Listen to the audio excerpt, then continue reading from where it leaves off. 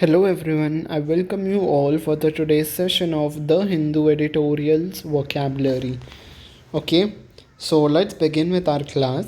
So the first word is precursor. Precursor का मतलब होता है अग्रदूत, अग्रगामी या फिर प्रणोता, जिसका मतलब होता है अ पर्सन और thing that comes before another of the same kind. Okay, या फिर अ फोर रनर, जो हम जैसे फोर रनर मतलब कोई भी चीज़ से जो पहले आती है वो उसका प्रिकर्सर होता है। ठीक है, सपोज अभी जो एक किंग है उसका नाम है बी, इसके पहले जो किंग आया था वो है ए। ठीक है, तो इसके जो पहले चीज़ होती है वो होता है प्रीकर्सर। ठीक है, तो बस हम उसे ही कहते हैं प्रिकर्सर। जो आपका अग्रदूत है, जो आपका अग्रगामी है, हम उसे प्रिकर्सर कहते हैं। नेक्स्ट इज, और प्रिकर्सर आपका एक नाउन है। ठीक है, next word is bilateral. Bilateral आपका एडजेक्टिव है जिसका मतलब होता है हैविंग और relating to two sides affecting both the parties. ठीक है, तो जो दोनों पार्टीज़ को, जो दोनों पक्षों को इफ़ेक्ट करे, जो दोनों पक्षों से रिलेटेड हो, वो बाईलैटरल होता है। ठीक है, तो हम बाईलैटरल को हिंदी में द्विपक्षीय कहते हैं। ठीक है, और दो तरफा भी कह सकते हैं।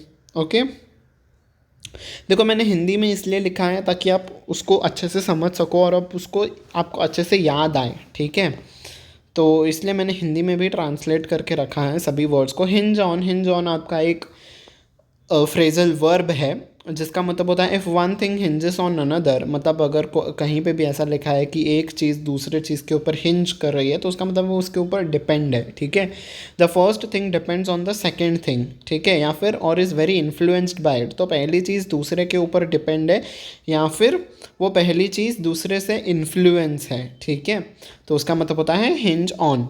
Next word is remunerative. Remunerative आपका एक एडजेक्टिव है जिसका मतलब होता है फाइनेंशियली रिवॉर्डिंग।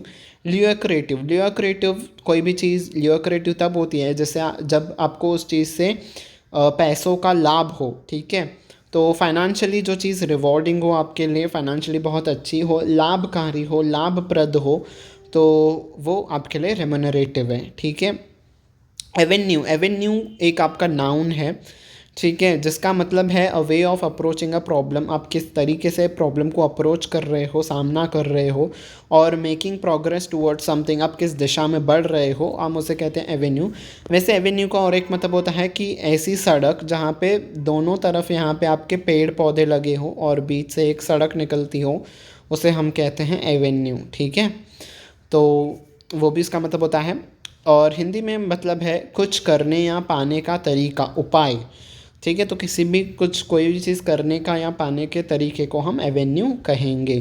ठीक है, next word is deploy. Deploy आपका एक वर्ब है जिसका मतलब होता है to use something in a useful and successful way. तो अगर आप कोई भी चीज़ बहुत ही अच्छे तरीके से, सक्सेसफुल तरीके से, यूज़फुल तरीके से इस्तेमाल कर रहे हो तो आप उस चीज़ को डिप्लॉय कर रहे हो। ठीक है, हिंदी में उसका मतलब होता है तैनात करना। ठीक है, देखो वैसे ये डिप्लॉय वर्ड सोल्जर्स के कॉन्टेक्स्ट पे यूज़ होता है कि the soldiers are deployed in this area, the soldiers are deployed in Kashmir, soldiers are deployed in so and so area. तो डिप्लॉय यूजुअली सोल्जर्स के कॉन्टेक्स्ट में हम यूज़ करते हैं। Next word is entrepot. Entrepot का क्या मतलब होता है अ पोर्ट, ऐसा एक पोर्ट, पोर्ट इज़ बंदरगाह।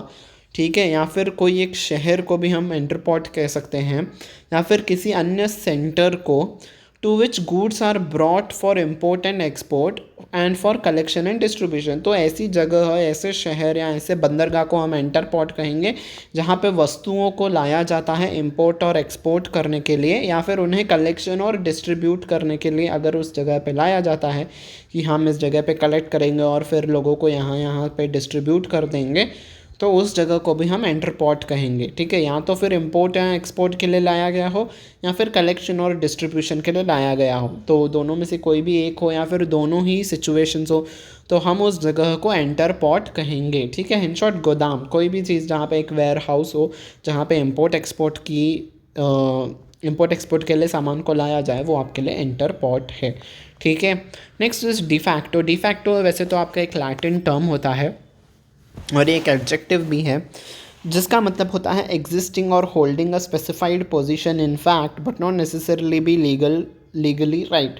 तो अगर कोई भी चीज़ अगर आप अभी आपके पास है या फिर आप कोई भी एक पद पोजीशन इस पद पे आप हो, वो वो सही आप उस पे हो, अब के लिए आप उस पे हो, वर्तमान में हो आप, चाहे वो सही है या गलत है वो बात अलग है, पर अब इस पर्टिकुलर सिचुएशन में एट प्रेजेंट आप हो तो वो डी फैक्टो है। ठीक है, हकीकत में अगर है कोई भी चीज़, वास्तव में कोई है, चाहे वो सही है गलत है वो नहीं देखना है हमें, हकीकत में है वास्तव में है, तो वो चीज़ डी फैक्टो आपकी कहलाएगी। ठीक है, कॉग्निजेंट का मतलब आपका एक एडजेक्टिव होता है, कॉग्निसेंट आपका एक एडजेक्टिव है जिसका मतलब होता है हैविंग नॉलेज और अवेयरनेस। तो किसी भी चीज़ के बारे में आपको नॉलेज है या फिर जानकारी है, अवेयरनेस है, तो आपको उसके रिगार्डिंग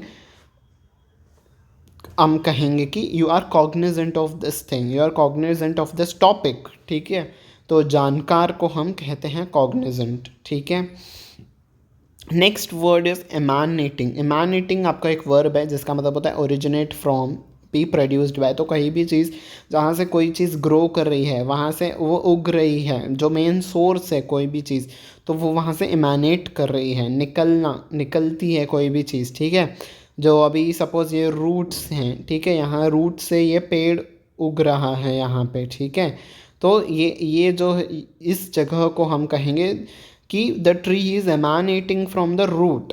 ठीक है, तो कोई भी चीज़ से उगना, प्रोड्यूस होना, वहाँ से निकलना इज़ एमानेटिंग। ठीक है, okay, so this was it for the today's session. मैंने वोकेबलरी का, द हिंदू एडिटोरियल के वोकेबलरी का यही एक अच्छा सा सेशन रखा था ताकि आपको कोई भी तकलीफ़ ना हो वोकेबलरी पढ़ने में। ठीक है, I have tried my best कि मैं आपको अच्छे से अच्छे तरीके से समझा सकूँ। ठीक है, if you like this session don't forget to like it, like press on the like button of this video. ठीक है, और अगर आपको ये सेशन पसंद आया है तो अपने फ्रेंड्स के साथ भी शेयर करिएगा, और सब्सक्राइब बटन को भी प्रेस करना ना भूलिएगा, बेल आइकन को भी प्रेस कर दीजिएगा ताकि आपको सारे नोटिफिकेशंस मिल जाएं इस चैनल के। ठीक है, so this was it for the today's session. Now I'll be winding up. If you like this session, ठीक है, so don't forget to share it with others. ठीक है, सभी को ये सेशन हेल्पफुल प्रूव करेगा, चाहे वो किसी भी एग्जामिनेशन की प्रिपरेशन कर रहे हो, जहाँ पे भी उनको इंग्लिश का अगर उन्हें नॉलेज लगती है, वहाँ पे वोकेबलरी भी आपके लिए यूज़फुल ज़रूर से होगी। ठीक है, सो until we meet next time, bye bye everyone and take care.